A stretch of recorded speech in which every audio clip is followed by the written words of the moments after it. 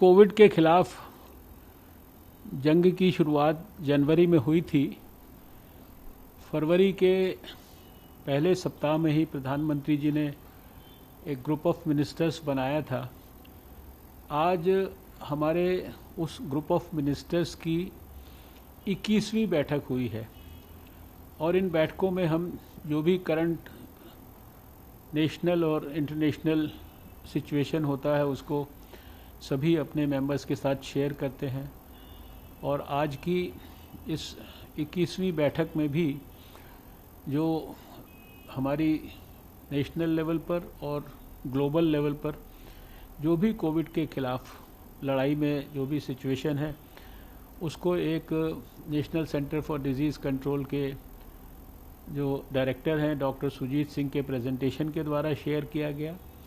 और उसके साथ साथ अभी जो आने वाले समय में देश के लोगों के लिए वैक्सीन उपलब्ध करा पाना और उस वैक्सीन को प्रायोरिटी ग्रुप्स को दे पाना, उसके लिए जो भी रणनीति बन रही है, जो उसके लिए तैयारियां चल रही हैं, उसके लिए क्या थिंकिंग चल रही है, उस सबको ग्रुप ऑफ मिनिस्टर्स के साथ शेयर किया गया है।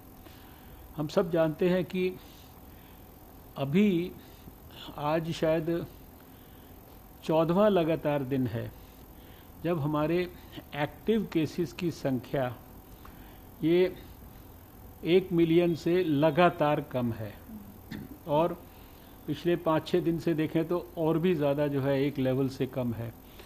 हमारा दुनिया में सबसे ज़्यादा रिकवरी रेट लगभग 87% के आसपास पहुंच रहा है। हमारा फैटेलिटी रेट दुनिया में सबसे कम 1.53 1.53% के करीब है। अभी भी हम 1 मिलियन से ज़्यादा रोज़ टेस्ट कर रहे हैं। 1927 लेबॉर्ट्रीज़ हमने देश भर में क्रिएट कर दी हैं। लाखों की तादाद में सब प्रकार के बेड्स देश में क्रिएट हो गए हैं। क्वारंटाइन सेंटर्स क्रिएट हो गए हैं। पर्याप्त मात्रा में N95 मास्क, वेंटिलेटर्स और PPE किट्स सारे देश को दे दिए गए हैं। वैक्सीन्स के संदर्भ में भी हम देख रहे हैं कि इस समय जबकि दुनिया में लगभग 200 वैक्सीन कैंडिडेट्स काम कर रहे हैं, इन 200 वैक्सीन कैंडिडेट्स में लगभग 151 कैंडिडेट्स प्री क्लिनिकल फेज़ में है, प्री क्लिनिकल ट्रायल्स के फेज़ में है। लगभग 40-42 के करीब ये क्लिनिकल ट्रायल्स के फेज़ में है। अगर हम इन सब में पूरे दुनिया में गिनती करें तो 9 वैक्सीन कैंडिडेट्स ऐसे हैं जो कि क्लिनिकल ट्रायल्स के फेज़ 2 और फेज़ 3 में है, यानी स्लाइटली एडवांस्ड स्टेजेस में है।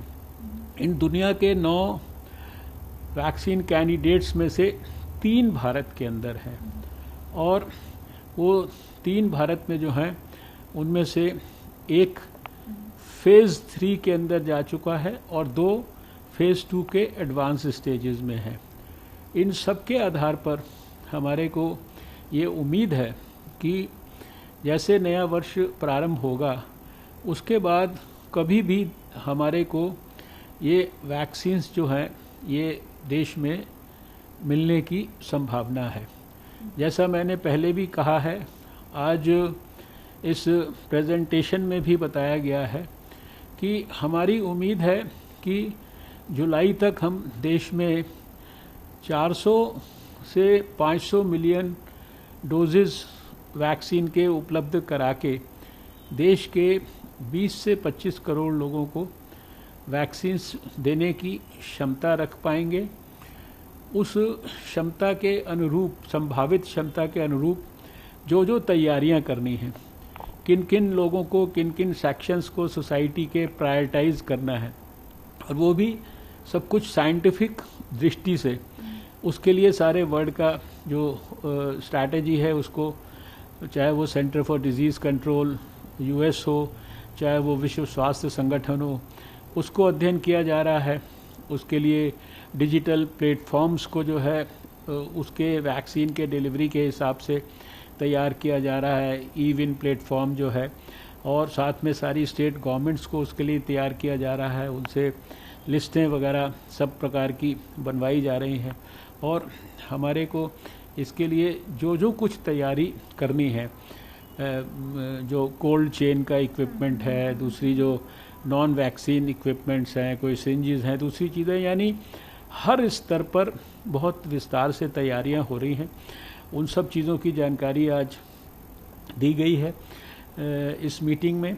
साथ साथ जो है ये भी बताया गया कि अभी भी कुछ सिटीज़ और कुछ स्टेट्स में हमारे केसेस जो है वो सारे देश में सबसे ज़्यादा है और शायद देश के केसेस की मेजॉरिटी वहाँ पर है।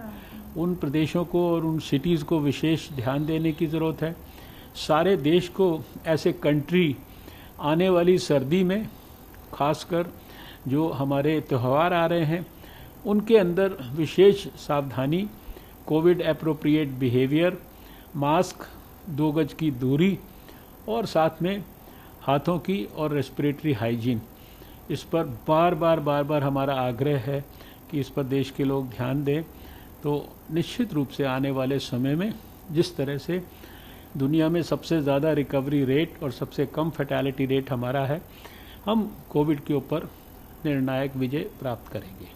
सर, और ये भी सवाल आ रहा है अभी कि क्योंकि पोल्यूशन रेट अभी बढ़ रहा है, अभी आज भी काफ़ी 4 तक। देखिए, ये इसीलिए मैंने कहा सर्दी में ये एक चैलेंज होगा हम सब के लिए, क्योंकि सर्दी में आप जानते हैं कि हमेशा थोड़ा सा पॉल्यूशन लेवल्स जो है, पिछले वर्षों का हम लोगों का जो एक अनुभव है, पॉल्यूशन लेवल्स बढ़ते हैं, रेस्पिरेटरी प्रॉब्लम्स बढ़ती हैं। आप जानते हैं कि कोविड भी जो है वो एक प्रकार से एक सिग्निफिकेंटली रेस्पिरेटरी सिस्टम को ही अफेक्ट करता है। इसलिए अगले 2-3 महीने जो हैं हमारे सर्दियों के और फेस्टिवल्स के, इसमें हम सबको विशेष सावधानियां बहुत गंभीरता और गहराई से बरतने की ज़रूरत है। नमस्कार, मैं हूं मानक गुप्ता। अगर आपको हमारा ये वीडियो पसंद आया हो तो इसे लाइक और शेयर जरूर करें, और हाँ, हमें सब्सक्राइब और फॉलो करना ना भूलें ताकि आप देश और दुनिया की कोई खबर मिस ना करें। तो जुड़े रहिए हमारे साथ और देखते रहिए न्यूज़ 24।